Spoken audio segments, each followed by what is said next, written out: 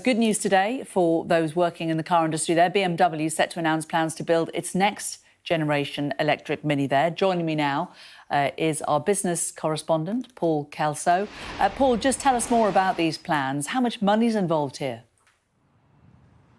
Yeah, this is a £600 million investment by BMW in the Oxford Cowley plant, where they've been making Minis for several years already, a commitment to transition this plant to full electric vehicle production. They'll be making the new Minis 3- and 5-door Mini and a new crossover Mini from 2026, fully electric, as well as the existing internal combustion engine models. And then by 2030, it'll be electric only, in line with the UK's target and mandate to ban the sale of new internal combustion engine cars by then. It's very good news for the 4,000 people who work at this plant. The city might be famous for its university, but as an employer, this place is extremely important to those who work and live in the city as opposed to just study here. The government is kicking in, I understand, around £75 million of subsidy in one form or another. That's a bit more than the rule of thumb here, which is if there's a big internal investment,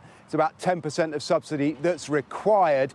It's good news and it follows a trend. The government is shoring up existing car manufacturing and attempting in this transition to electric vehicles. So, big investment and subsidy for Nissan to build a gigafactory next to its plant in Sunderland. Really big kick-in of money for the Tata JLR gigafactory, which will be built down in Somerset. Also support for the makers of Vauxhall and Fiat Stellantis, who are now manufacturing electric vehicles at Ellesmere Port. But these are defensive moves to shore up existing manufacturing and transition it.